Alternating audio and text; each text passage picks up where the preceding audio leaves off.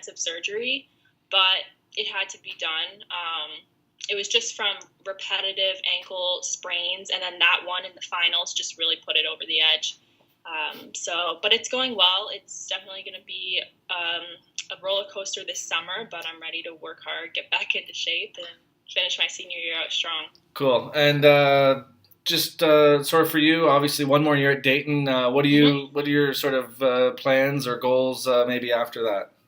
Yeah, I for sure want to keep playing. Obviously, the national team is always in my radar. It's always going to be something that I can potentially do in the future. I'm not in that player pool right now for the World Cup, but we have the Olympics coming up, and I think that's always going to be a goal of mine. And I've thought about. It really depends on what the senior year opens up for me. So how I do, if I go into the NWSL draft or not.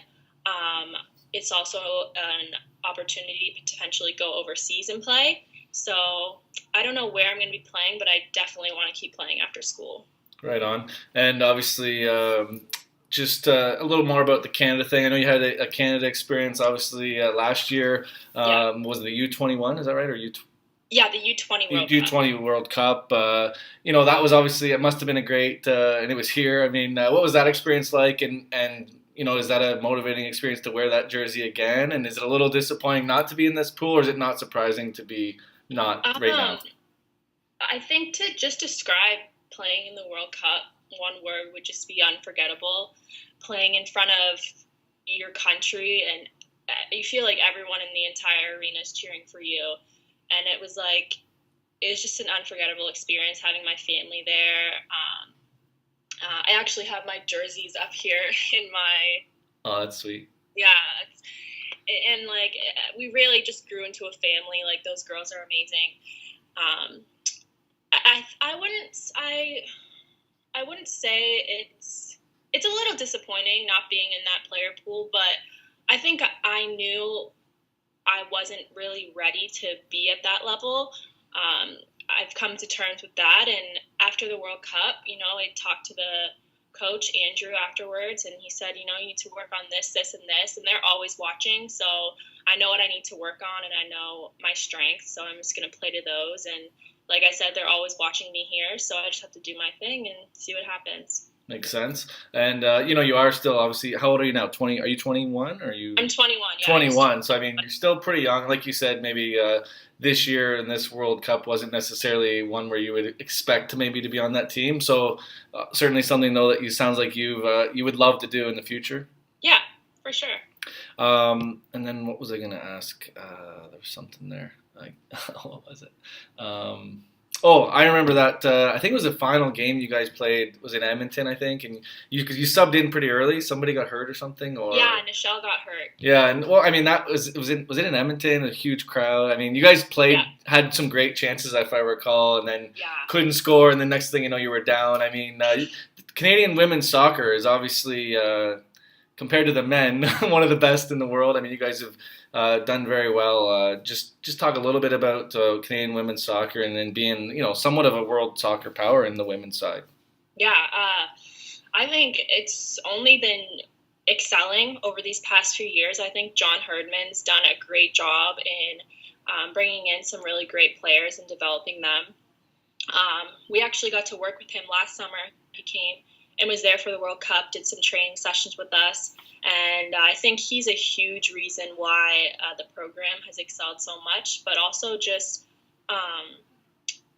through trial and error, I think the girls have really gained that sense of passion and heart and hard work, and they know what they need to do to get things done properly. So I think that we haven't reached our full potential yet as Canada soccer goes, but I think we're getting there.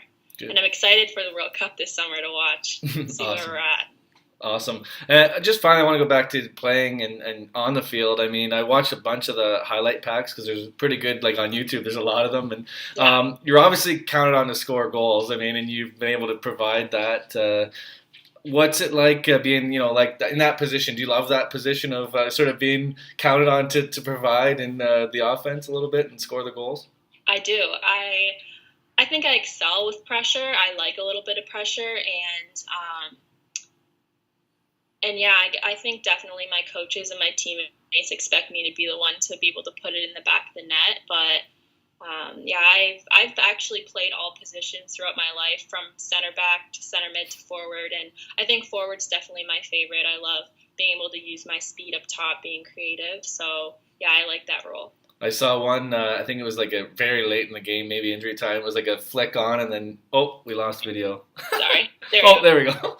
I think it was like a corner, and there was like a flick, and then you put it in, and everyone like piled on you. I mean, scoring those big goals, and sometimes like for strikers, you'll only get maybe one chance, and you have to sort of bury it when you get that one chance kind of thing. And yeah, that was actually my freshman year, and that was against Boston College, who was ranked 19th in the country at the time. So that was a pretty exciting moment for me. Cool. And I think that's more or less enough. Looking forward to the summer, I guess. And are you gonna? Did you go home to Bradford for the summer, family, or what? Actually, before I found out I had to get surgery, I actually signed with the Seattle Sounders. And then I ended up having to get surgery and realized I was going to be out for 4 months. So I let the coach know, I'm not going to be able to play this summer. I'm really disappointed. And he said, I'm sorry stuff happens, but you can still come out with us if you want. We have a great facility here for you to rehab. So I'm going to go do that. And I think that I just want to be in the best environment for me to get better this summer and come back strong for my senior year. And I think that'll be the best environment for me. So I'll be heading out there mid-May, and I'm really excited. So Seattle Sounders is that? That's the same team name as the MLS team, right? Yeah. So it's a women's pro, just or a W League team below the professional team. Okay. So W League. It's in the same league as like Ottawa. Okay. When Toronto Lynx actually folded, right. But it's the same league as them. Okay, and obviously, just I guess since you touched on that, sort of like first little bit of a step or taste of the next level, even though you may not be playing this summer, being around that, you feel will help you? Yeah, I do. I think a huge part of like improving and getting better, even just watching. I know there's a lot of studies just watching people play, watching a high environment and at a high level is going to help me kind of get back into how I want to be for a senior year. Cool. And last question, what was it like at Dayton during the March Madness? I assume it's like a big family there, and I'm sure the place was going nuts when the men's basketball team was doing pretty well. Yeah, it wasn't as crazy this year.